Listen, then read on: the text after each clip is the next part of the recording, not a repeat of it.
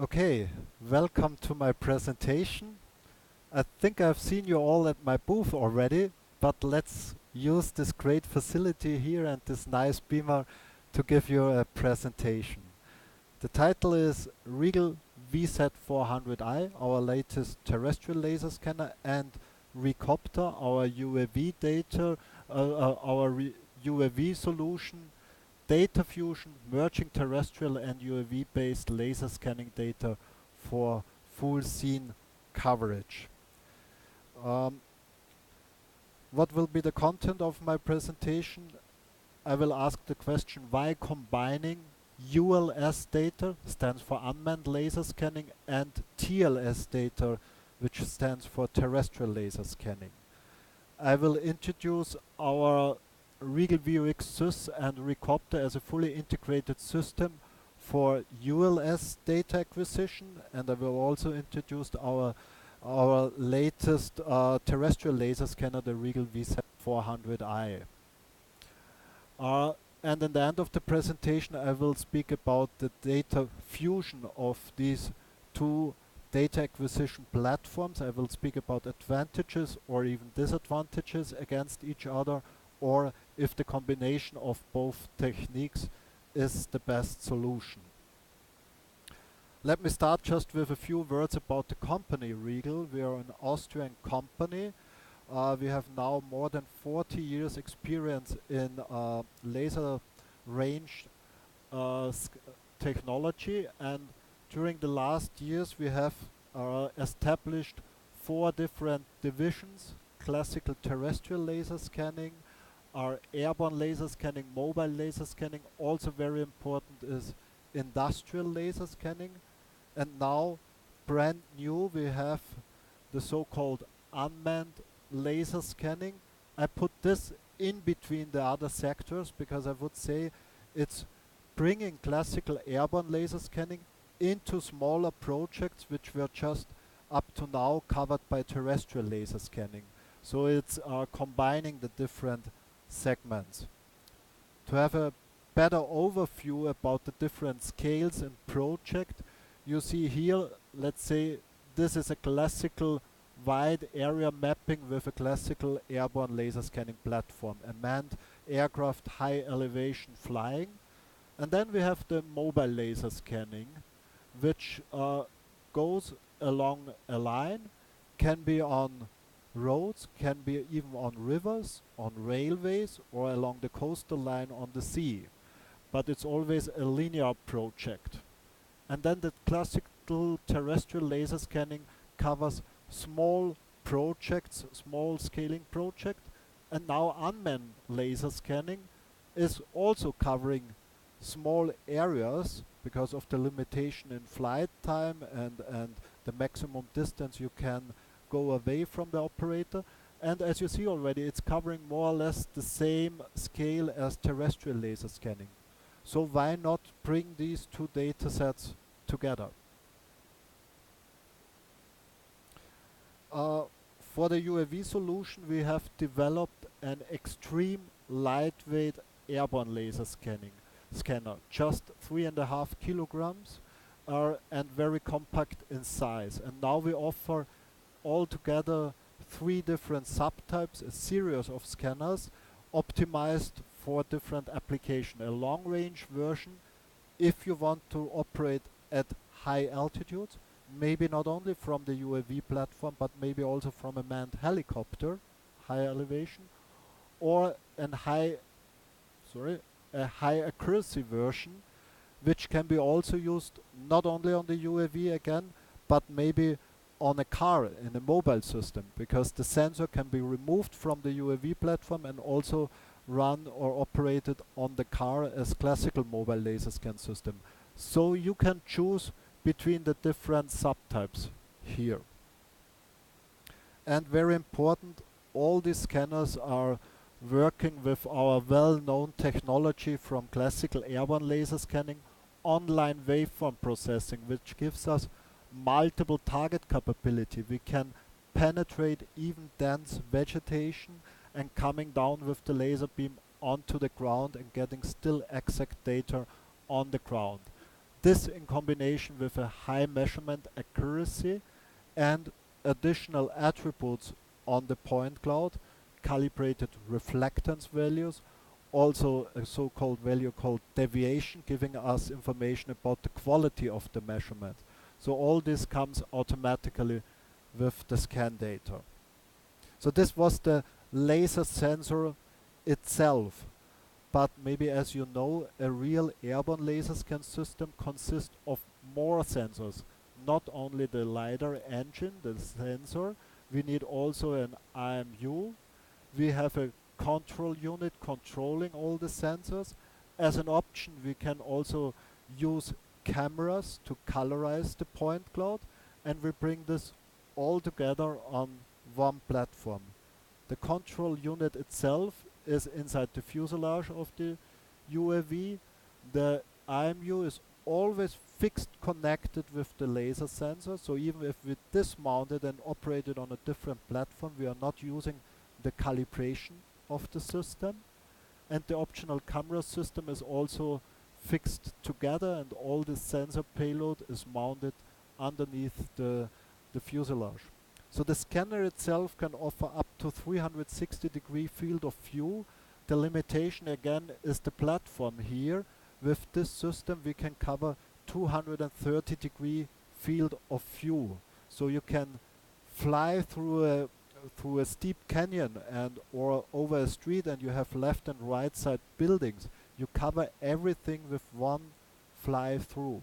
And therefore we offer also two cameras tilted against each other, because then we can cover the whole 230 degrees field of view also with image information. You see here the whole system again connected. This we have already shown.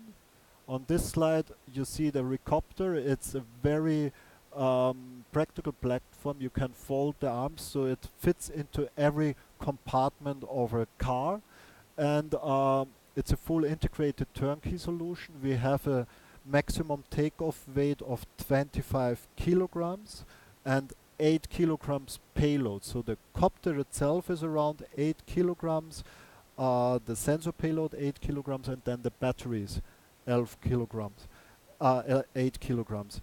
And with all this together, with 25 kilograms, we still have an endurance of 30 minutes. So the copter can fly with one battery set 30 minutes.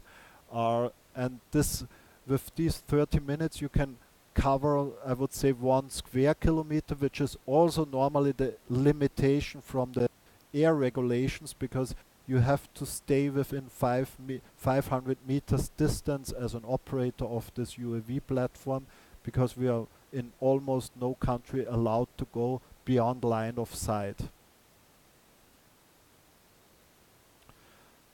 Okay, this was our UAV platform, and now you see here our scanners, our terrestrial laser scanner family, the VZ series, depending on the range from left to right side, from short range, which is at RIEGL short range, 600 meters, up to maximum 6,000 meter with the VZ 6000. On the bottom here you see when we introduced this instrument into the market. So the VZ 400 was the first scanner of this family, started in 2008, and now the last was this VZ 2000, the same compact shape, offering more than 2 kilometers.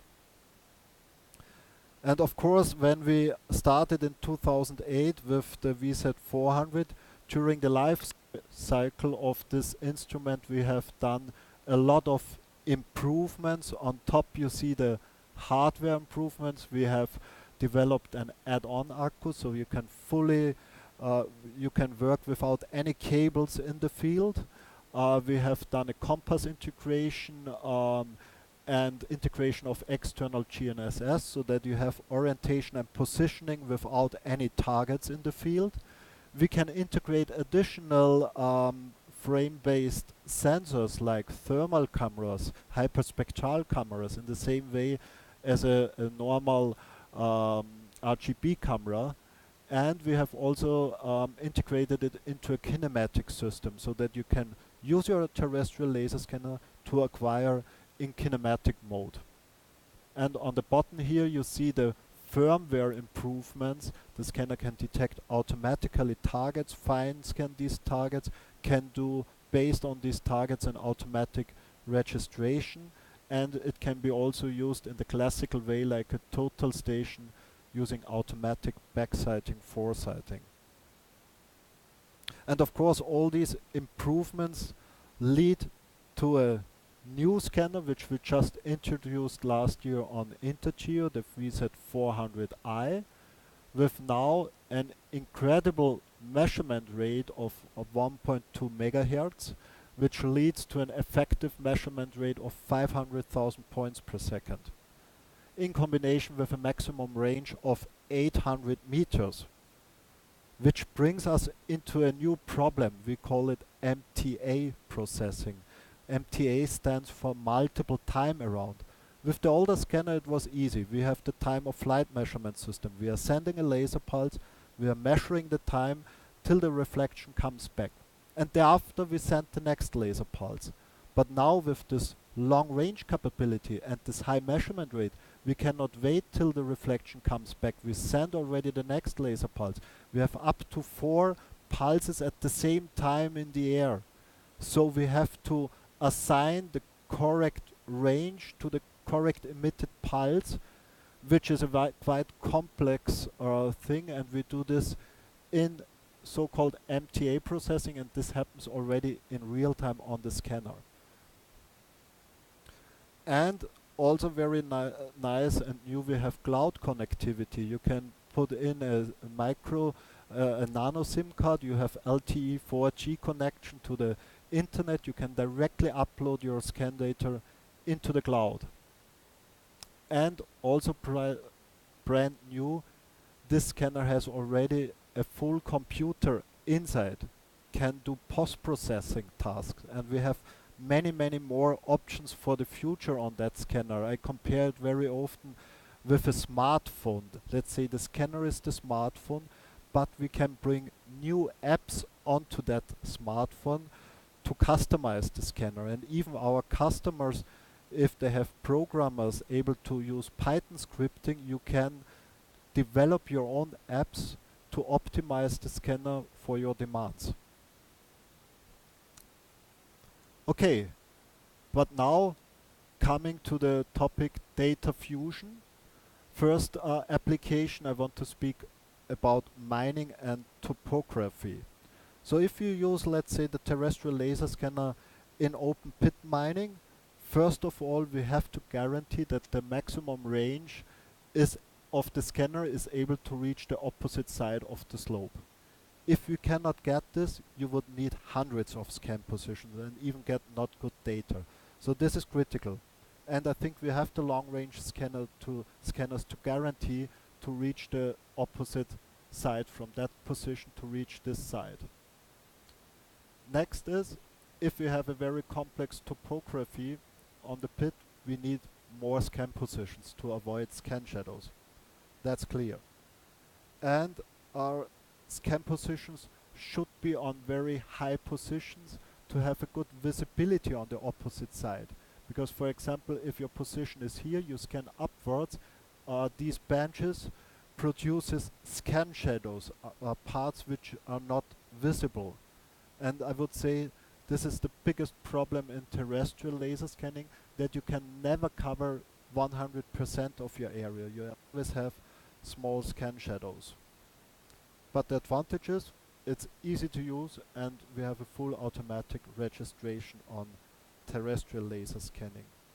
And it is also very well suited for fixed installations, for permanent monitoring applications. So also in future all these applications will be covered by terrestrial laser scanning. So now in different, if we have the Rycopter and the UAV solution, on the first view we get very similar data. But the big advantage is we have the whole coverage of the scene.